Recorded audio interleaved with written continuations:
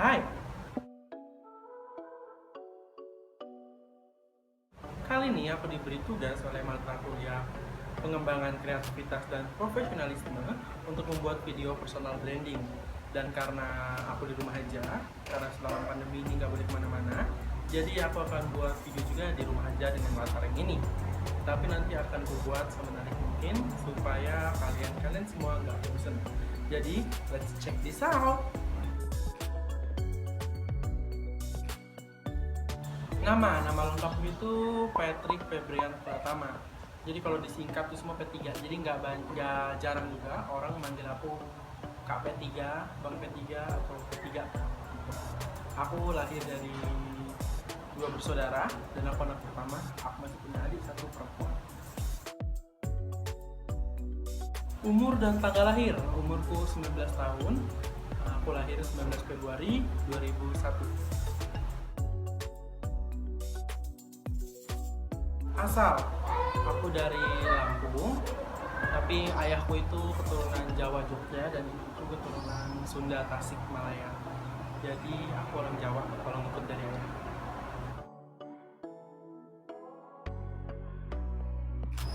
Kemudian kepribadianku itu aku orangnya supel dan aku paling gak bisa dikejar deadline. Jadi minimal aku harus selesai H-1 sebelum deadline.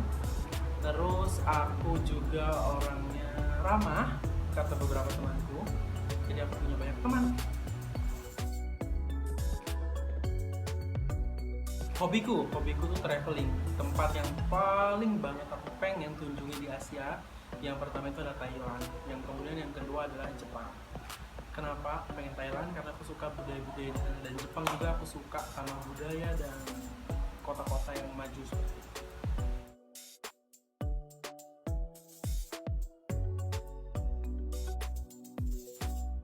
Latar belakang pendidikan SMA aku sekolah di SMA Negeri 1 Suli dan aku lulus tahun 2019. Di sana aku lulus jurusan IPA. Waktu SMA aku banyak banget ikut organisasi kayak PMR, Paskibra, dan aku sempat menjadi dokter sekolah juga. Jadi perjalanan itu cukup panjang. Kelas 10 aku juga tidak cukup terganggu dengan itu semua. Kelas 11 aku mendaftar ke pengurusan OSIS dan aku terpilih menjadi koordinator bidang bahasa asing, khususnya bahasa Inggris. Di situ aku ditugaskan untuk bagaimana mengembangkan bahasa Inggris di lingkungan sekolah.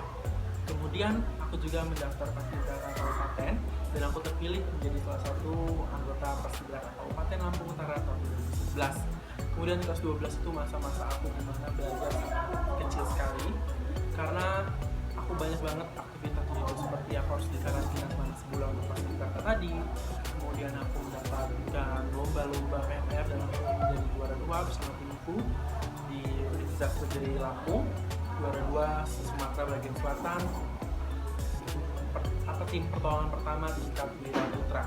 Kemudian aku juga di situ ada kunjungan dari OSIS ke sekolah lain. Kemudian aku juga di situ menjadi dokter sekolah. Jadi aku di situ jadi dokter sekolah itu melalui seleksi dari tim puskes dan tim sekolah. Dan aku membawakan nama sekolah mewakili kabupaten menuju provinsi. Dan alhamdulillahnya aku bisa masuk ke sekolahku, khususnya bisa masuk ke tingkat nasional. Jadi kami mewakili provinsi ke tingkat nasional dan itu bukan aku lagi dokter UKS-nya, tapi adik kelasku. Tapi aku di situ masih melatih mereka. Seperti itu.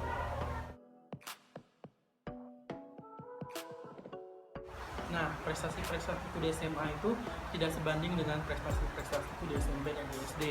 Waktu di SMP aku hanya aktif itu ekstrakurikuler Paskibraka dan pertemuan OSIS saja. Dan di situ aku menang di Paskibraka cukup menang 1 kali. Dan aku waktu masa SMP sering dipakai oleh sekolah untuk menjadi MC perpisahan kakak kelas seperti itu. Nah, tapi waktu masa SD itu ada masa-masa terberatku. Kenapa? Karena waktu aku kelas 3 SD aku harus berpisah dengan ibu kandung, karena ibu kandung dan ayahku ada berselisih paham gitu. Jadi aku harus kembali ke Tasikmalaya, sedangkan aku harus tetap di Lampung bersama ayahku. Tapi dari kisah itu semua aku nggak mau nyalahin ayah dan ibuku. Bagaimanapun juga mereka punya jalan hidup masing-masing dan aku pun harus menerima dengan jalan hidupku. Aku percaya kalau Tuhan itu pasti punya cerita dan jalan hidup masing-masing buat umatnya. Jadi aku ingin membuktikan ke semua orang kalau anak broken home itu nggak selalu menjadi negatif. Aku ingin mengembangkan apa yang bisa aku kembangkan, aku mengikuti banyak ekstrakurikuler, aku mendapatkan uang dari menang lomba. Jadi di sini aku ingin kalian juga jangan pernah kayak menyerah dengan keadaan. Kalian harus tetap berusaha bagaimanapun itu. Jadi aku juga nggak mau nyalahin masalah kenapa ayahku begini, kenapa ibuku begini, tidak. Aku hanya ingin memastikan bahwa aku ingin menjadi lebih baik sehingga anak-anakku nanti tidak merasakan apa yang aku rasakan. Seperti itu. Pendidikan sekarang aku kuliah di Universitas Kristen Duta Wacana di jurusan manajemen fakultas bisnis. Jadi dulu sebelum aku kuliah di UKDW ini, aku juga banyak banget nih mengalami banyak rintangan untuk bisa masuk ke sini. Aku pengennya dulu cita-citaku adalah dokter gigi atau pilot, tapi aku harus menyimpan mimpi itu untuk nanti-nanti. Jadi aku sudah mencoba untuk mendaftar di PTN atau negeri itu 2 kali, di SNM dan SBM. Kemudian aku daftar di Ikatan Dinas di STAN itu 1 kali.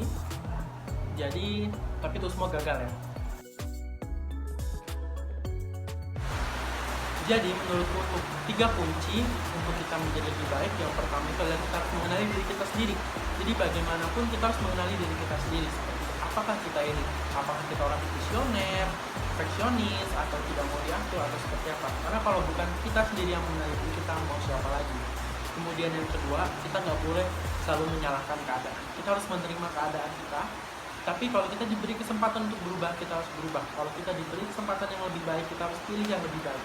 Seperti itu. Yang ketiga juga, jangan menyerah. Aku nggak bisa bayangin kalau aku dulu sudah menyerah di masa kecilku dengan latar belakangku, dengan masa lalu. Aku nggak tahu, mungkin aku bisa lari ke hal-hal yang negatif atau seperti apa. Tapi di sini aku punya tujuan bahwa aku ingin menunjukkan ke orang-orang bahwa anak-anak dari broken home itu nggak selalu negatif.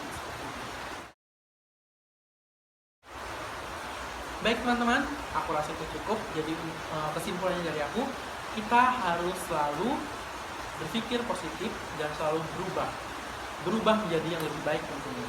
Jadi kita nggak boleh menyerah sama keadaan, kita nggak boleh menyalahkan dengan keadaan, tapi kita bisa selagi kita bisa merubah keadaan, kita harus merubah keadaan itu.